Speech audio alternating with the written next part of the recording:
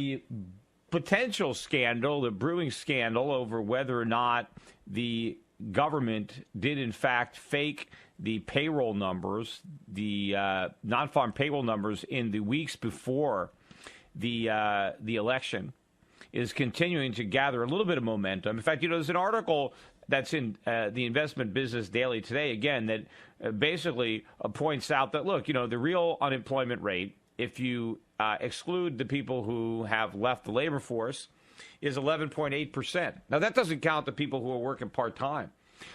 These are just the people that aren't working at all. So, the number is really a lot higher. I mean, it's much, much higher than the official numbers. But again, are the official numbers real, or are they being faked? If you read the John Crudele column today, it's that, there is a persistent and consistent pressure being put from up top to fake these numbers, so that they weren't just fake during the that one time. That was just an even bigger fake. I mean, they really bent over backwards to get that unemployment rate well below 8% going into the election. But that faking these numbers is just something that's done routinely. And he claims he's got, an anonymous source that can prove all this, but the source just wants protection from retaliation. I don't know if he's worried about being prosecuted for being part of the scam, or just, losing his job, or I don't know what he's. But, however, look, they need to get some kind of an independent prosecutor, as I said yesterday, because they've had independent prosecutors for stuff that I think is a lot less serious than this. Because this is not just fraud as far as putting out data, right? That apparently, these numbers, they know that people all around the world are looking to make decisions, investment decisions, policy decisions, based on these numbers. The Federal Reserve is supposedly looking at these numbers. Remember, the Federal Reserve says, we've got the unemployment rate as this official measure of what we're looking at, and then you're deliberately falsifying it. But also, I think it's election tampering, because I said if they made a concerted effort to really fix them at a particular release that coincided with the election, that's even more serious. So this has got to be looked into. I mean, there's no question about it. Here's just one Republican representative, Diane Black, who was on Squawk Box yesterday talking about it. Here's an example. You've got more Republicans, I'm sure, that are going to get on this bandwagon. But here, cut number one. I think what it does is it sets a question as to what you can and cannot believe. And that's the disturbing point, is that we make decisions and policy decisions here in our jobs based upon what we get from the administration and all of their various divisions. And when you get information that's conflicting, and you get one number one time, and then you come back with another number another time, and then you find something like this, it makes it very difficult, because it is our job to use this data to make those policy decisions. So this is concerning to me.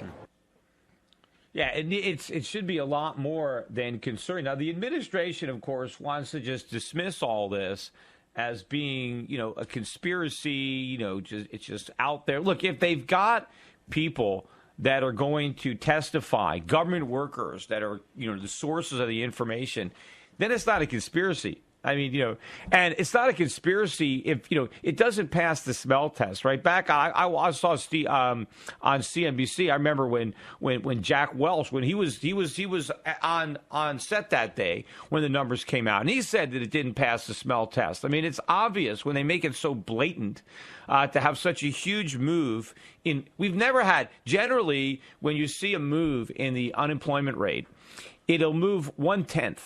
Right. That's you probably, if you look over the past 3 or 4 years, you're not going to find many months. Maybe we could pull that out where you have a move of more than 1/10 in either direction. Yet we had 3/10 conveniently weeks before the election in a report where hardly any jobs were created. I mean, it wasn't like there were even, the number of jobs actually created. And I think the reason that there was more pressure to fake the unemployment number is that's the politically sensitive number. I know in the markets, in the stock market, people tend to focus on the non-farm payroll number, how many jobs are being created. But the big headline number on the evening news, the number that the president talks about on his speeches, is the unemployment rate. So that's where the pressure was. They had to get the unemployment rate down. It was at 8.1. They had to get it down below 8, 7.8, big drop. It gave the president something to really rally on, to tell people, hey, don't change horses now. It's just started to work. My economic plan is finally working. We can't afford to change horses midstream. Look, here's the evidence.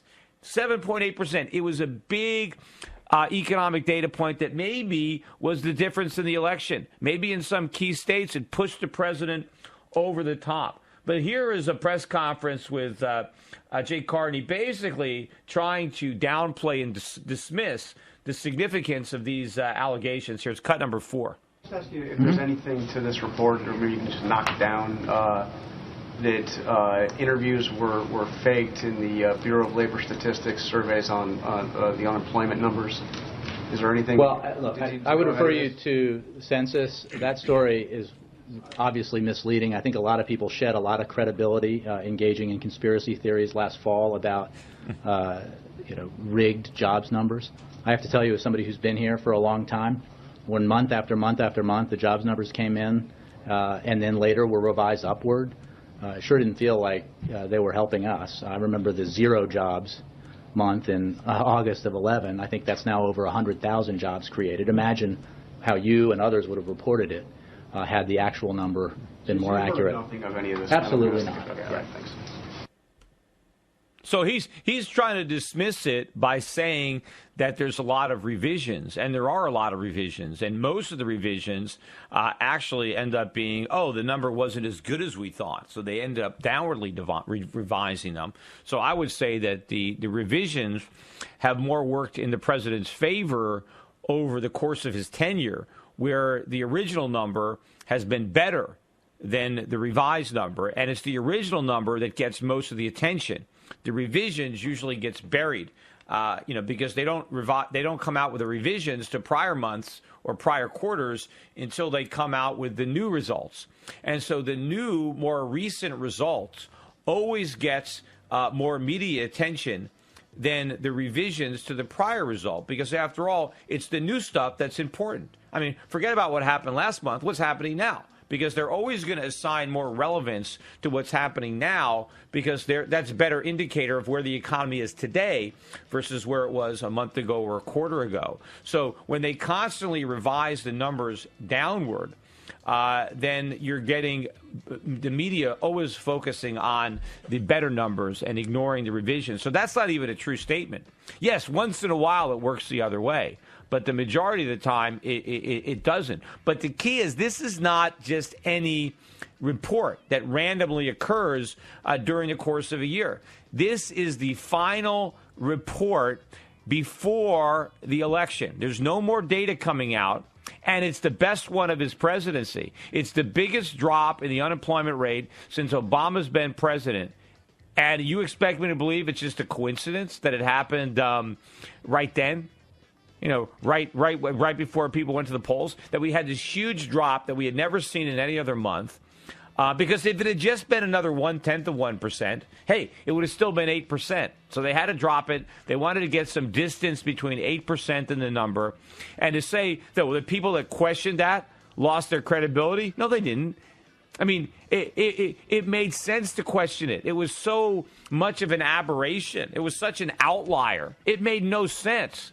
Right? Especially given the number of jobs that were created. It was impossible. I mean, the labor force participation rate didn't collapse that month. I mean, it was probably trending down. So it just made absolutely no sense. The unemployment rate didn't jive with anything else. So where you lose credibility is not raising an eyebrow and just accepting it. Hey, 855-4